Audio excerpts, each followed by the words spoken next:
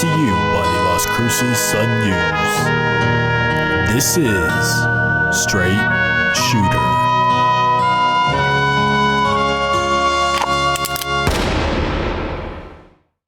What is going on, everybody? This is Justin Martinez, aka Jay the Sports Dude. And if you are listening right now, let me just say thank you for tuning in to Straight Shooter, the podcast where I shoot from the hip and give you everything that you need to know about the New Mexico State men's basketball team. This is episode 9 of our season-long journey. So if you're a returning listener, then welcome back. I missed you. And if you're new to the program, well then welcome to the family. Where have you been all my life? Guys, we have a lot to talk about today, so sit back and relax because I got you. I'm coming to you from a place that I like to call the saloon. So bartender, what do we have on tap for today? On tap today is an update on New Mexico State's quarantine, state restriction changes, a look at the team's newest commit, and Week 3 WAC predictions. Alrighty, thank you, bartender. So let's jump into it with segment number 1, which is an update on New Mexico State's quarantine. The Aggies paused all basketball activities on January 4th due to a positive test result within the group. That marked the second time this season that the team put things on hold. The first time was between December 5th to the 15th. But this pause has taken longer than expected. That's right, the Aggies are still on pause because despite quarantining, they've received multiple positive test results since that initial one that was announced on January 4th. Now, for that reason, New Mexico State has postponed its WAC opener against UTRGV. That 2-game home series was scheduled to be this Friday and Saturday at Grand Canyon's Activity Center. Now, we don't know when the games will be made up or even if they will be made up at all. The Vaqueros actually classified the series as canceled on their end, so we'll see what happens with that. But of course, nothing can happen until the Aggies find a way to stop testing positive. Remember, they're spending approximately $20,000 per week to be at Arizona Grand Resort and Spa in Phoenix and have this bubble-like atmosphere, although we can't even really call it a bubble at this point because clearly something is not right. It is not working for the Aggies. Out of all the active Division I teams in the country, only 2 have played fewer games in New Mexico State so far this season. That's American and Loyola Maryland. Both of them are 0-2 so far this season, and they actually have an upcoming 2-game series against each other because they play in the same conference. That is set to be played on Saturday and Sunday. So assuming those games don't get postponed or canceled, New Mexico State is about to become dead last in the entire country in games played. Again, that's out of all the active teams, meaning it doesn't include programs that have suspended their seasons, such as the WAC Chicago State. And with that in mind, a growing possibility that we need to keep an eye on is New Mexico State's tournament eligibility. For those that don't know, you need to play 13 Division I games in order to become eligible for the NCAA tournament. The Aggies have only played 1 Division I game so far. That was their loss to Cal State Northridge, and the team has 12 WAC games currently on the schedule. That doesn't include the 2-game series against UTRGV, so should that be rescheduled, the count will go up to 15 games. Finally, there's the WAC tournament. Only 1 conference tournament game can be counted towards that total, according to the NCAA, so New Mexico State could have a max of 16 Division I games under its belt when it's all said and done.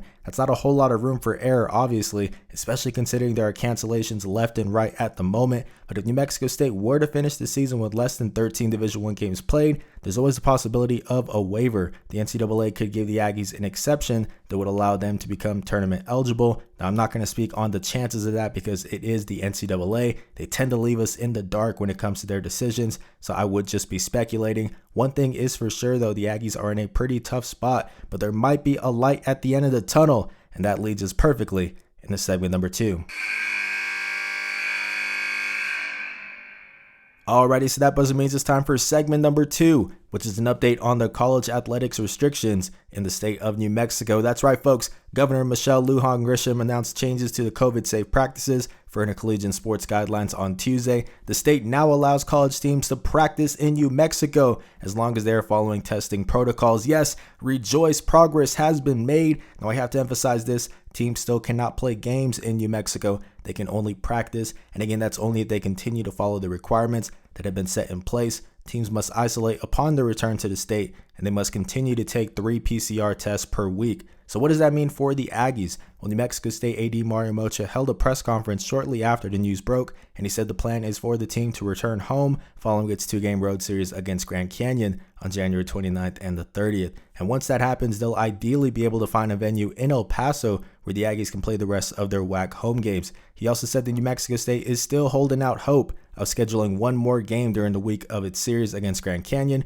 but of course the team has to come out of its pause first, which it hasn't been able to do so far. In terms of New Mexico State's contract with Arizona Grand Resort and Spa, there is a stipulation in the contract that essentially says we can prematurely terminate this deal if the state of New Mexico allows us to come home, which is not a case, so the Aggies won't face any sort of fees for leaving earlier than the agreed upon period of 5 weeks. Now, all of this news is a much needed win for New Mexico State. The Aggies are still going to have to isolate on campus once they return to Las Cruces, but they're going to be at home at the end of the day. And in terms of restrictions at practice, it's the same as what it is in Phoenix. There are no group limitations, so they're exempt from the state's standing public health order, and they've already been taking 3 PCR tests per week, so that's nothing new either. The amended restrictions also apply to the rest of New Mexico State's teams, such as football, women's basketball, and volleyball. So if you want to see how it affects those squads and where they go from here, I did put out an article yesterday on lcsunnews.com. Quick little plug there. It goes into detail on all of that. It's called New Mexico Eases Restrictions on College Athletics,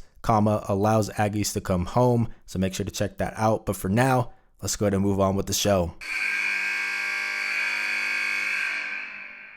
Alrighty, folks, now it's time for segment number 3, which is even more good news for New Mexico State. When is the last time we had back-to-back positive segments on the show, guys? It's definitely been a minute, but here we are. The Aggies received a commitment from Spire Basketball Academy's Gerald Dokes on Thursday, and after graduating this past fall, he qualified to become immediately eligible. That's right, he's good to suit up right now for New Mexico State. Dokes is a former 3-star recruit who was originally in the class of 2020, but he had to sit out a year when he transferred from Provision Academy to Yates due to a transfer rule in Texas. At that time, though, he had offers from Florida, Oklahoma State, Illinois, and a number of other big-name schools, and it's not hard to see why. Dokes is a 6'2" guard who really is electric on the court. He's a combo guard who keeps the ball on a string. He has a mixed bag of tricks around the rim, and he's very athletic. Another thing that's really impressive is that he gets great lift on his jumpers, which allows him to get his shot off against taller defenders. That's a big plus, considering he isn't the tallest guy on the floor. Now, in terms of Dokes' fit on New Mexico State this season, I don't expect him to come in and immediately have a considerable role for a number of reasons. First of all, he's coming into about as unusual of a scenario as you will find. The team is on pause right now, so they aren't practicing. He can't even see his new teammates much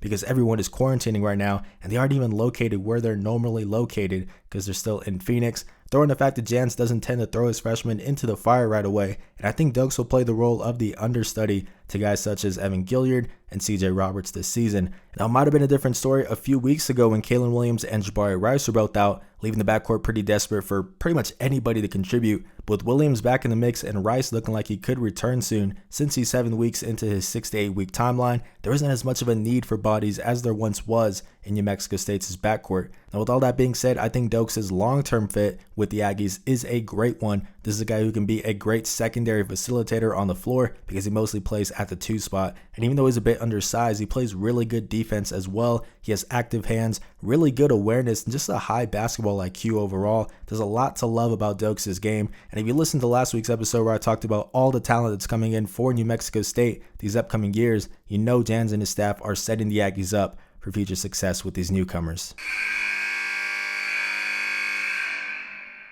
Alrighty, folks, so that buzzer means it's time for our 4th and final segment of the day, which are my Week 3 WAC predictions. Last week, I went 5-0 on my predictions. I picked UTRGV to sweep Dixie State, which it did. I then picked Cal Baptist to win both games against Tarleton State, which the Lancers pulled off, and I picked Utah Valley to split with Seattle. Now, unfortunately, we only got to see half of that play out because Utah Valley won the first game, and then the second game was canceled. So there were only 5 games to predict. That puts me at 8-1 on the season, not too shabby. And now it's time for this week's matchups, or should I say matchup? That's right, singular. There was only one matchup on the schedule because New Mexico State postponed its 2-game series against UTRGV, and Tarleton State canceled its 2-game series against Seattle. So that means by default, we have our series of the week, which is Grand Canyon at Dixie State on Friday and Saturday. The Lopes are 2-0 in WAC play so far, following a pair of home wins against Tarleton State on January 8th and the 9th, and they then improved to 8-3 on the season with a pair of wins over Bethesda College,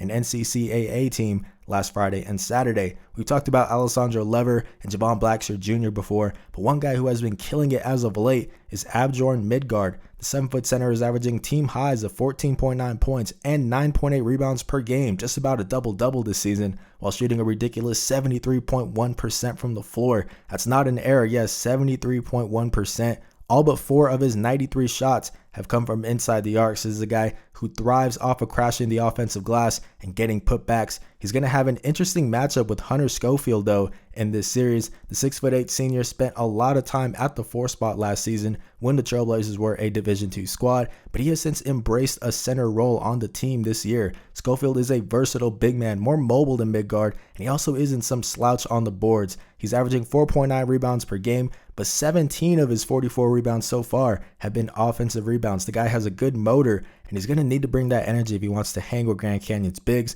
Now, the deciding factor in this series is going to be, well, you guessed it, Dixie State's ability to contain Grand Canyon on the glass. Opponents are recording an offensive rebound percentage of 34% against the Trailblazers so far this season, which ranks 332nd in the country. That's not very good, and that plays right into the wheelhouse of this Lope squad. I think Midgard and company will be virtually unstoppable down low, and it's because of this that I have Grand Canyon getting the sweep. So that is going to do it for episode 9 of Straight Shooter. Thank you so much for listening. If you enjoyed this episode, please leave a like, share it with the rest of Aggie Nation, and consider subscribing or following, depending on whatever platform you're listening to this on. If you guys want to stay up to date with all things Aggie Hoops, make sure to follow me on Twitter at JTheSportsDude and subscribe to the Las Cruces Sun News. This has been Justin Martinez, aka JTheSportsDude. I'll see you guys next Wednesday. I'm out.